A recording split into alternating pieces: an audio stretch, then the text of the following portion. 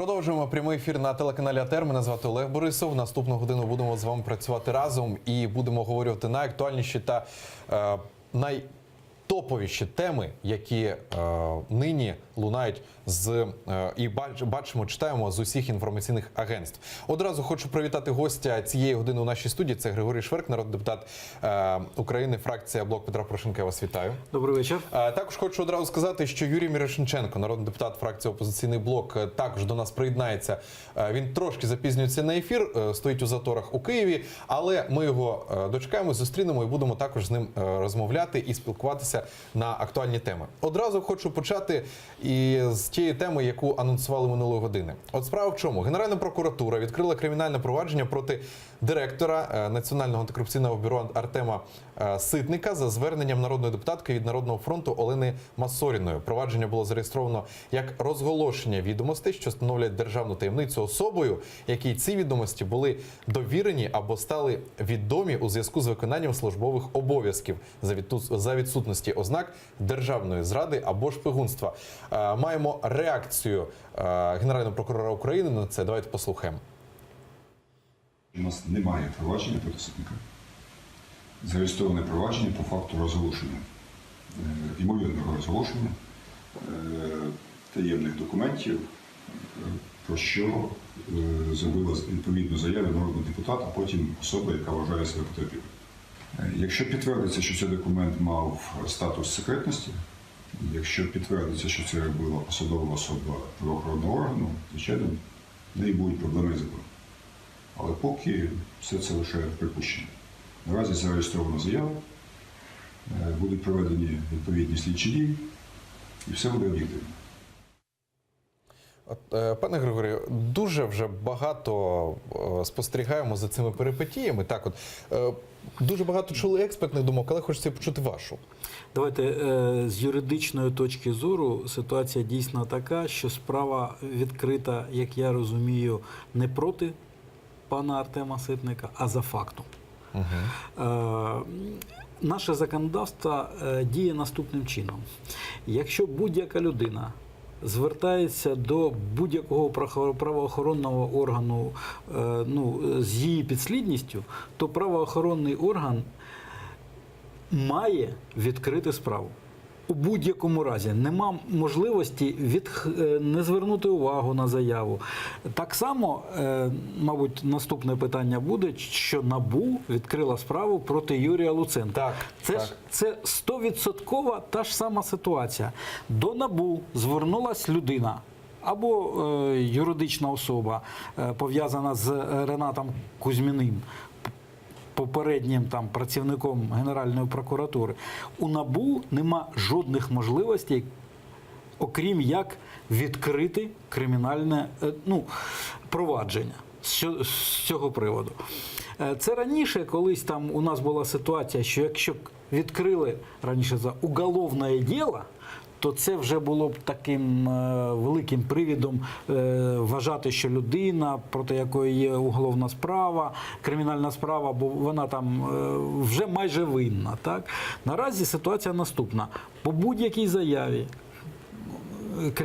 правоохоронний орган має відкрити провадження.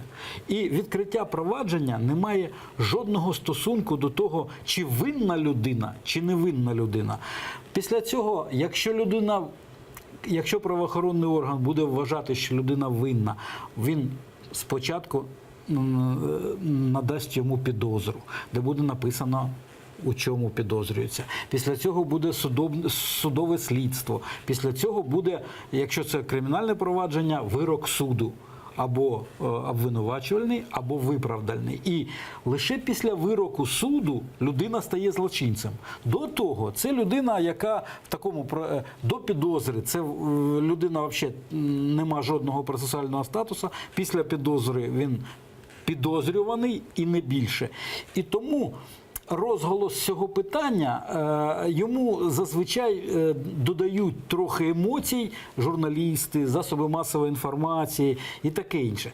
Є проблема в тому, що, на жаль, згідно з законодавством, не завжди правоохоронні органи отримали заяву і відкривають впровадження. Ні. Час від часу якісь впровадження відкривають, якісь впровадження не відкривають. Така трохи вибірковість присутня. І саме в цьому у мене особисто претензії до правоохоронних органів різних. У 90% випадків відкривається провадження автоматично, а у 10 або 20% випадків не відкривається. І питання, чому мають відкрити? І НАБУ, коли до неї звертаються, і там агенція, Генеральна прокуратура, поліція, будь-хто. Якщо є заява, має бути впровадження. Якщо по підслідності все нормально. Але, на жаль, це юридична історія, вона чиста, і до неї, здається, нема там будь-яких сумнівів, що так має бути. Але це не означає, що нема проблем. Тобто, з моєї точки зору, дійсно існують проблеми деякого російської рівності різних правоохоронних органів один до одного, намагання доказати суспільству, показати суспільству, що саме цей правоохоронний орган є найбільш якісним, найбільш результативним, найбільш правоохоронним. І тому така конкуренція існує. Я не вбачаю великих проблем в конкуренції, бо у багатьох країнах світу правоохоронні органи конкурують і теж мають доказати свою ефективність. Але, на жаль, у нас конкуренція, вона має такий більш персоніфікований вигляд, і зазвичай суперечки йдуть не на юридичному рівні і не на конкуренції. Ми там відкрили стільки проваджень, за цими провадженнями подано до суду стільки, заарештовано стільки, конфісковано стільки, а вони починають один з одним змагатися. Мова йде не там відкривати провадження один на одного. Ну, дивіться, на жаль, в нашій країні ситуація така, що претензії можна мати до будь-якого державного службовця за будь-яким приводом. І якщо займатися,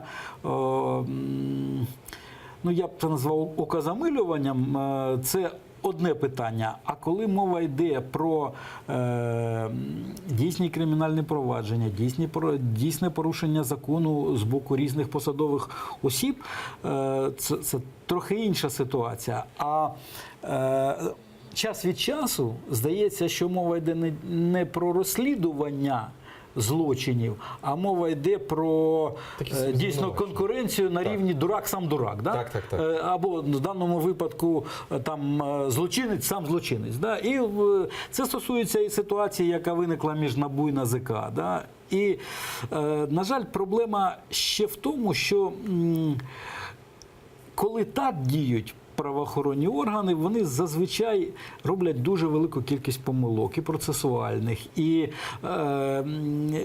кваліфікація дій в тому чи іншому випадку не є дуже фаховою. Да? Тобто дуже б хотілося, щоб всі наші правоохоронні органи працювали якісніше, тобто фаховіше, і що їх би мета була все ж таки дійсно викорінення злочинності. У одних там, тих, хто займається кримінальною ситуацією, там кримінальної злочинності, у інших корупцією, якщо в них завдання корупційні, антикорупційні більшою мірою. І мені здається, що зазвичай в цих непростих справах співпраця значно якісніший результат дає, ніж отака конкуренція, як ми бачимо. Але ж бачимо такі от ревнощі, можна сказати. Ревнощі, так. От для наших глядачів, ви вже це прокоментували, але для наших глядачів коротко хотів сказати. РБК Україна ось написала, що НАБУ відкрило кримінальне провадження за фактом ймовірного незаконного збагачення генерального прокурора Юрія Луценка. Тобто, про те, що ви казали, дурак сам дурак, я відкрию, ти відкриєш. Дивіться, тут же ситуація такова, що якщо пан Ренат Кузьмін написав заяву до НАБУ, то НАБУ не має жодної можливості не відкрити це впровадження.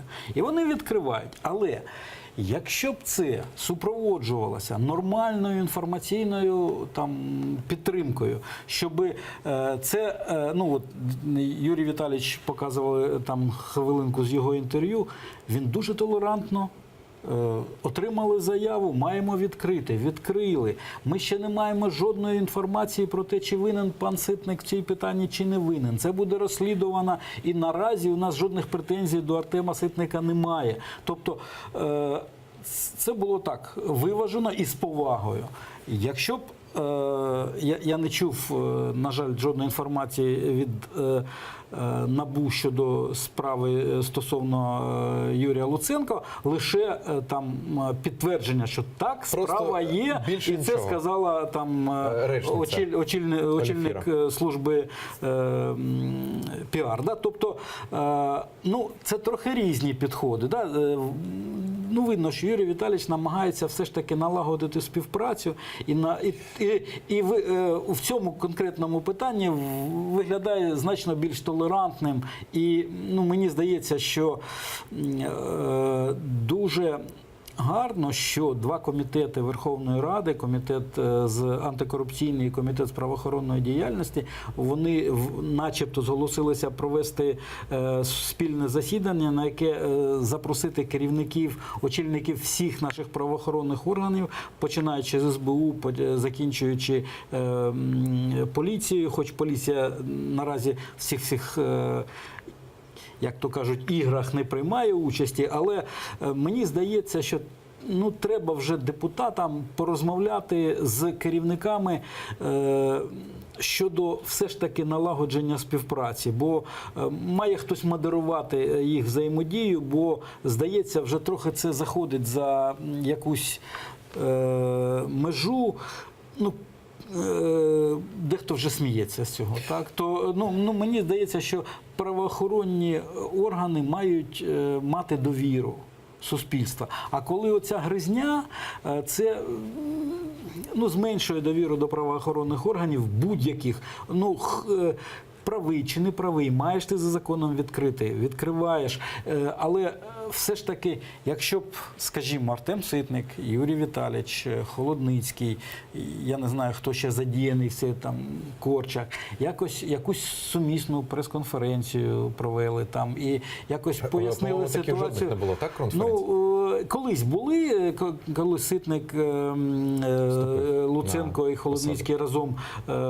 І це виглядає як співпраця. Дійсно, тоді, здається, мова стосувалася справ Майдану і таке інше. Є чим займатися. Є велика, важка криміногенна ситуація в країні, велика кількість зброї, велика кількість ворогів у нас і на кордоні, і внутрі країни. Тому мені здається, що розбиратися один з одним,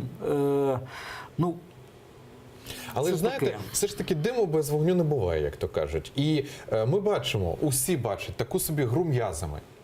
Між собою НАБУ, ГПУ, там НАЗК, Холодницький, усі, да? Така собі гра м'язами. Чому? Від чого це все пішло? Насправді, не буду озвучувати усі версії, які там лунали. Я не знаю, це, можливо, просто інформаційні вкиди. Тобто, це жодного підтвердження інформації немає, що там Ситник хоче бути президентом, що там йде боротьба між собою, один хоче залізти на іншого, хоче бути, щоб все було підконтрольно один одному. Знову ж таки, повторюся, інформаційного підтвердження цим інформаційним викидам немає, але все ж таки, що може відбуватися? Дивіться, з моєї точки зору, це все ж таки, як то російською кажуть, боротьба за місце під сонцем. Тобто кожен керівник правоохоронного органу, незважаючи на те, що начебто розділені повноваження, начебто є різні там підслідності у будь-якого органу, але все ж таки хочеться бути найкращим. В цьому немає нічого поганого, але для того, щоб бути найкращим, треба виконувати те, що є в твоїх повноваженнях. Да, дійсно, в повноваженнях НАБУ є завдання відслідковувати, чи є Генеральний прокурор корумпованим. І там та справа, яку вони відкрили за заявою пана Кузьміна, ну, це їх підслідність, вони мали це зробити. Так? Але мені здається, що багато чого ще є робити НАБУ. Так само і Генеральній прокуратурі є багато чого робити, окрім розслідувати ситуацію з цим записом щодо Артема Ситника. Я розумію, вони мають це зробити. Закон зобов'язує відкрити ці провадження. І одну структуру, і іншу. Але коли це відбувається з повагою один до одного, коли це відбувається, розуміючи, що так, закон цього вимагає і має бути розслідувано все до кінця, і виявлені дійсно, чи були порушення, чи не були порушення, кожен орган має це зробити. Але, ще раз, це не може бути, як то кажуть, самоціллю, да? Саме стати найкращим шляхом приниження іншого. Якщо ти хочеш бути найкращим, будь найкращим, виконуй найкраще свою роботу, дай результат, доведи до суду, докажи в суді, отримай позитивний вирок, для себе позитивний, тобто обвинувачувальний, якщо ти довів, що ця людина є корупціонером, це про НАБУ або про ГПУ, будь-який орган в кінцевому результаті має отримати рішення суду щодо тих матеріалів, які вони до цього суду підготували. Тобто докажи. Для цього потрібен професіоналізм. Для цього потрібна якісна робота, оперативна і таке інше. І час від часу результати є. Але якщо порівнювати, з моєї точки зору, результати Генеральної прокуратури значно перевищують результати НАБУ. Тут треба сказати, що і можливостей у Генеральної прокуратури більше, бо вона розслідує більш ширший спектр порушень і злочинів. У НАБУ чітко обмежена підслідність. Вони мають тільки можливість розслідувати корупційні злочини і високопосадовців. Але все ж таки, якщо так порівнювати, навіть серед високопосадовців більше результату поки що показує Генеральна прокуратура. Саме в цьому має бути конкуренція. Покажи більше результату, а не спрямовуй свій весь пил на конкурента. Так? Тому мені здається, що треба заспокоїтись і все ж таки налаштуватися на співпрацю, бо співпраця зазвичай дає кращий результат для обох, або трьох, або п'яти правоохоронних органів, якщо є якісна, налагоджена співпраця. Я не кажу, що всі, хтось чорний, хтось білий, хтось гарний, хтось поганий. Я пам'ятаю ситуацію, коли ГПУ зі спецназом заходила до погранслужби. Це теж досить для того, щоб взяти якісь документи. А погранслужба казала: так запросіть, ми вам віддамо все, що є. Так? Навіщо маски-шоу влаштовувати? Звикли до ефектів. Так? І з моєї точки зору, треба від ефекту зовнішнього зазвичай переходити до ефективності і до результативності роботи. Я хочу нагадати нашим глядачам, з чого почався конфлікт між ГПУ і НАБУ. Антон Геращенко оприлюднив уривок аудіозапису, розміщений в мережі інтернет, на якому особа з голосом, схожим на голос директора НАБУ Артема Ситника, зачитує стороннім особам матеріали прослушки телефону дружини колишнього заступника військового прокурора Костянтина Кулика Ірини Німець. Давайте послухаємо. Луценко хотел с Кулика делать героя. Тут, чтобы очень характерно показать, какая у нас элита. Это разговор жены Кулика и подружки. Телефоны постоянно все прослушиваются, ездят за мной. Что они хотят мне увидеть, я не знаю, что. Что они там ищут, это дебил, уже просто честно, эти допросы. Вот сейчас минуту на минуту у меня дома может быть обыск. Так а ты при чем? Но они с меня миллионершу сделали, теперь ищут, где взрывайте миллионы. Угу. Ты им скажи, что заработала другим путем. Скажи, что этот путь не запрещен. Они не верят.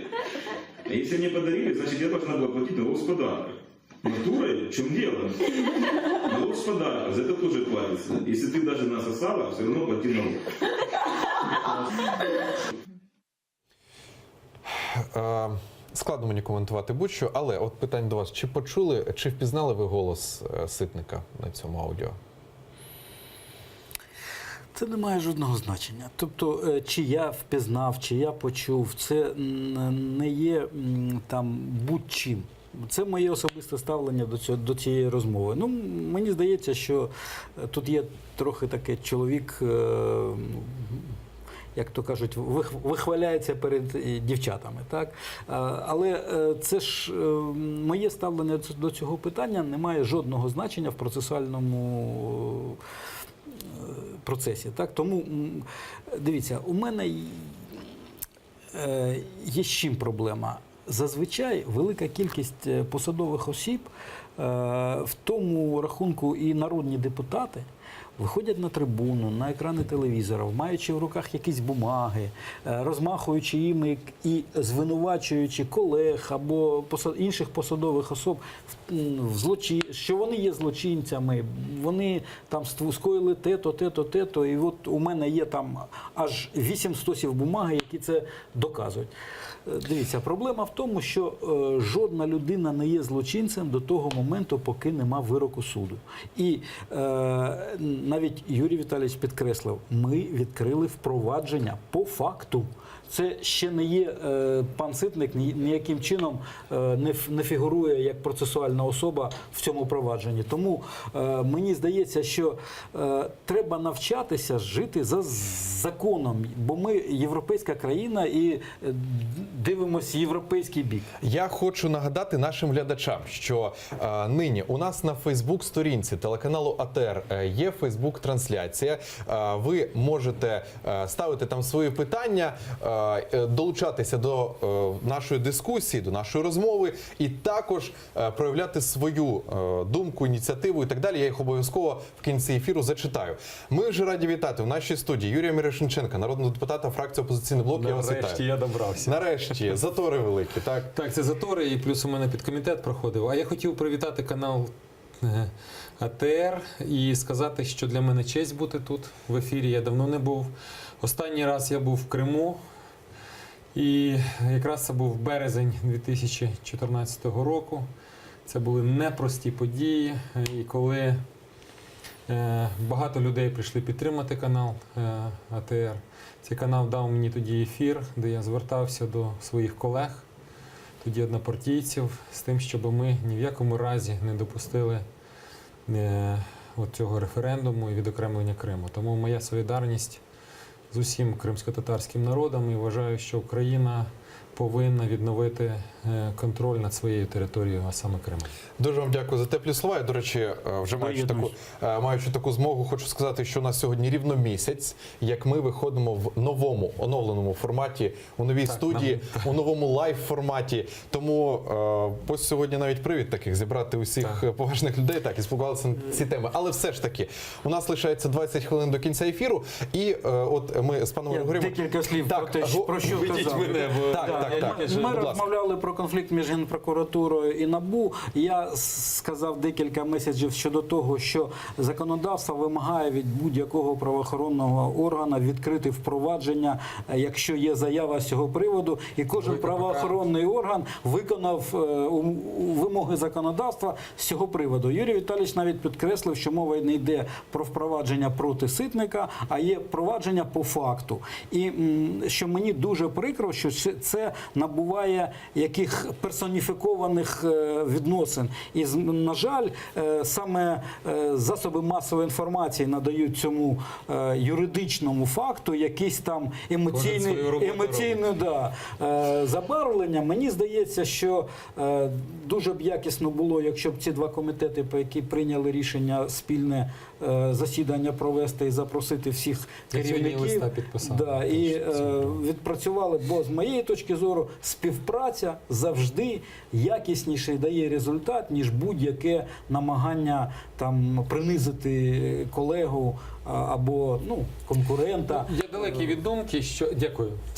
Ви мене ввели в курс справи, тому що ми тут займалися якраз фіналом перед реєстрацією закону про пенітенціарну систему. Це серйозна реформа. Тому я перепрошую, що запізнився, не буду говорити, затримався. Але, звичайно, кожен робить свою роботу. Медіа зобов'язані ставити запитання, оскільки інформаційний привід непересічний. А ми, як політики, зобов'язані роз'яснювати, пояснювати і давати можливість нашим громадянам розібратися в тій ситуації, в тих інформаціях, які надходять до них. Абсолютно поділяю вашу точку зору з приводу того, що нам, звичайно, не треба переводити це в площину особистого протистояння. Звичайно, прикро, коли правоохоронні органи, тим більше ті, які покликані бути однією командою в боротьбі з корупцією, стали, можливо, заручниками, я не думаю, що вони навмисно це робили, такої інформаційної хвилі, і керівники вимушені давати роз'яснення, пояснення цій ситуації. Саме тому, власне, і наш комітет законодавчого забезпечення правоохоронної діяльності, до якого я належу, і наші колеги, принаймні я сьогодні підписував і бачив підписи до керівників правоохоронних органів і до керівників комітетів організувати спільне засідання з тим, щоб ми не через медіа дізнавалися якісь новини. І, власне, для того, щоб припинити спекуляції на цю тему, провести спільне засідання, розібратися в проблематиці і, можливо, навіть дати певний меседж і суспільству, і нашим правоохоронним органам, що цінність боротьби з корупцією буде оцінена а. за результатами, і б. коли всі ці органи будуть однією командою. Якщо ми будемо в різні боки тягнути і тим більше супроводжувати будь-який процес, в тому числі і кримінальний, такими галасливими заявами, звичайно, ми а. дискредитуємо саму боротьбу, і б. по великому рахунку ми не досягнемо результату, оскільки така, знаєте, емоційне забарвлення, воно підриває довіру до того, що відбувається. Бо кожен дає свої коментарі, хтось буде підтримувати одну сторону, хтось буде підтримувати іншу сторону. І всі врешті-решт забудуть, що мета діяльності і НАБУ, НАЗК, САП, спеціальної антикорупційної прокуратури і Генеральної прокуратури в цілому покликана якраз виявляти факти корупції, розслідувати належним чином і, власне, передавати їх до суду, а суд має виносити відповідні рішення. Чому, на моє переконання, це стало відомо? Тому що, дійсно, от я теж хочу погодитись з тою інформацією, що за новим кримінально-процесуальним кодексом будь-яке повідомлення в правоохоронний орган, воно має бути належним чином зареєстровано. Тобто внесено до реєстру. І це було зроблено не випадково, тому що я працював в попередніх скликаннях, коли ми вносили зміни до КПК і фактично прийняли його новий, де наряду з гуманізацією, декриміналізацією багатьох статей, особливо в економічній сфері, ми ще і боролися з проблемою, відмови фіксації правопорушень, приховуванні правопорушень.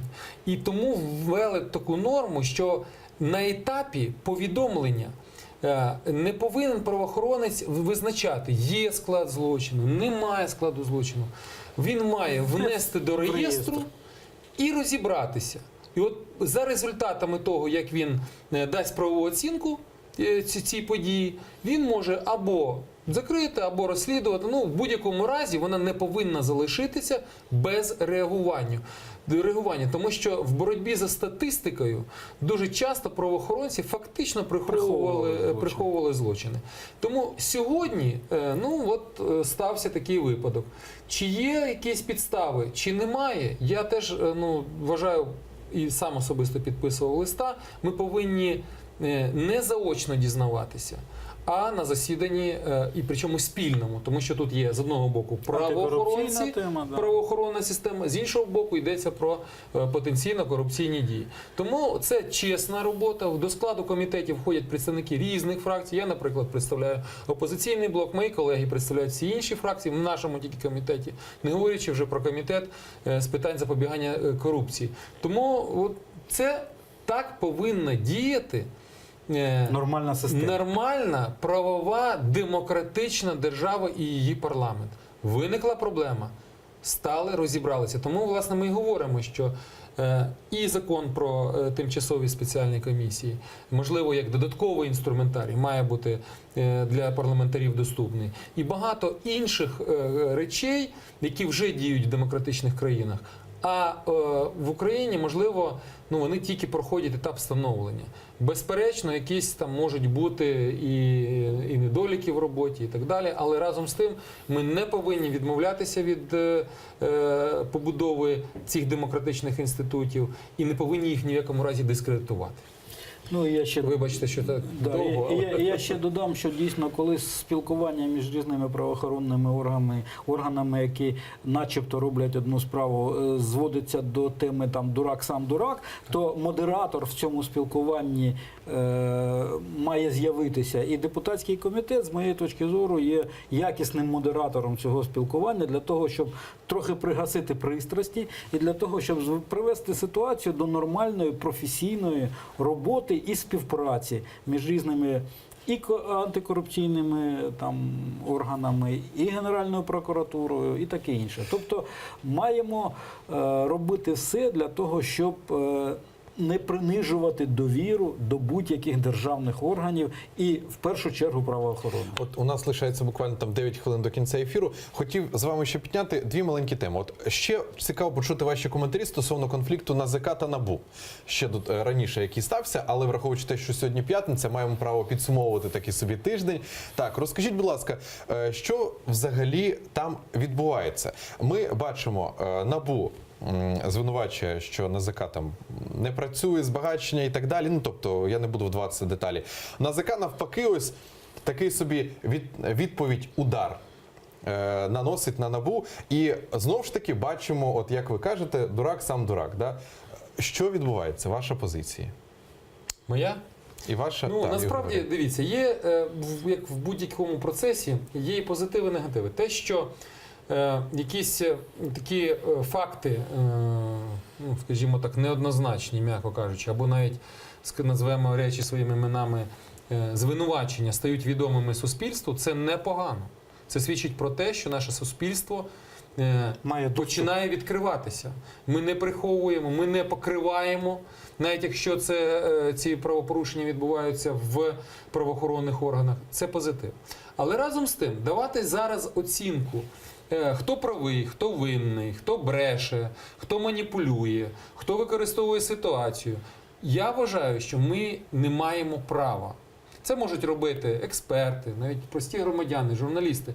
Але ми, як представники держави, як представники парламенту, повинні створити в першу чергу можливості для правової оцінки цих фактів і належним чином проведення розслідування. Оце те, що має бути залізобетонно забезпечено в рамках українського правового простору. Є факт, так само, як будь-яке правопорушення. Він вивчається, йому дається правова оцінка, і або розслідування проводиться, передається до суду, або справа закривається за відсутністю складу злочину. От так працює демократія. Інформація не приховується, але разом з тим вона не стає предметом політичних спекуляцій. Я погоджуюсь загалом з Юрою, але єдине, що ніхто нам не заважає, все ж таки висказати свою оцінку роботі того чи іншого органу і Це сказати інше. так. Це не предмет конфлікту. Я не про конфлікт. Ми можемо сказати, що у нас є декілька антикорупційних органів, які ми створили разом, про які ми прийняли непросте законодавство. І наразі, після того, як ми побачили, як це працює, у мене особисто з'явилася велика кількість претензій до цього законодавства. Ну, не буває ідеального законодавства, для того його час від часу треба змінювати. Наприклад, ну, якщо відійти від конфлікту, так, якщо ми як депутати, наприклад, не задоволені роботою, наприклад, НАЗК, так, ми там десь є конфлікт інтересів, бо вони нас там перевіряють, але все ж таки є така, ну, у мене особиста думка, і багато хто з депутатів її поділяє, що ну, не дуже якісно працює НАЗК з точки зору організації електронного декларування, перевірок і таке інше. Але ми бачимо, що діюче законодавство не дає жодної можливості змінити керівництво цієї організації, бо ми дуже думали про її незалежність, так? І зробили настільки незалежною, що навіть недоторканною, як наразі це модно. Да? І тому є велика проблема з точки зору того, як виправляти, можливо, ці помилки в законодавстві. І мова не йде про конкретний конфлікт там між НАБУ і НАЗК, хто правий, хто винний, але мені очевидно, що в цьому конфлікті є проблеми з кваліфікацією, що в одного антикорупційного органу, що в іншого антикорупційного органу. Ну, бо це трохи смішно про арешти детективів вдома, так? Це трохи смішно про 91 перевірену декларацію. Тобто є питання до всіх учасників цих процесів.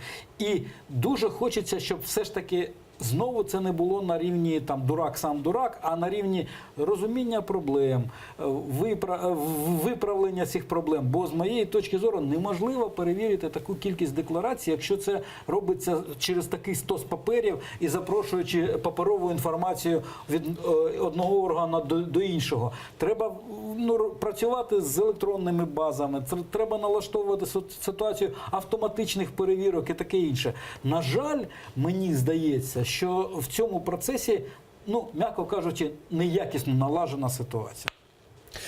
Дуже мало часу лишається до кінця ефіру, але дуже багато, як завжди, хочеться з вами поговорити. Давайте зараз послухаємо, це до теми ДБР вже трошки по хвилині відійдемо. Зараз цитата Єгора Фірсова стосовно того, стосовно нового обраного голови очільника ДБР. Давайте послухаємо. Похоже, что, как это было и всегда, принцип отбора один – лояльность к Порошенко и его команде. И если слухи о том, что и Труба, и Варченко перед назначением проходили собеседование на Банковой, подтвердить сложно, то факт того, что Варченко возглавляла процессуальное руководство в самом коррупционном отделе Генпрокуратуры, не вызывает сомнений. Этот отдел еще называют именем Кононенко-Грановского, самых преданных друзей, заодно решал и Кошельков Порошенко. Туда просто так не попадают и уже тем более просто так не уходят. Ось буквально по хвилині хочеться дати вам, аби прокоментували цю ситуацію. Дуже багато, здебільшого, у засобах масової інформації з'являється інформація про те, що це людина Порошенка, що її взагалі вже було відомо заздалегідь і так далі. І що обирали взагалі голів і замів ДБРу за принципом, напевно, читали це, що слабкий голова і сильніші заступники. Буквально по 40 секунд, будь ласка. Подивіться, я ще раз про головну проблему. На жаль, це ж стало якось так модно, коли будь-який державний діяч, в даному випадку наш колишній колега Єгор Фірсов, нічтоже сумняшися, звинувачують когось там в корупції, кажуть, як доведені факти, що це то-то, ну, майже називає злочинцем, так?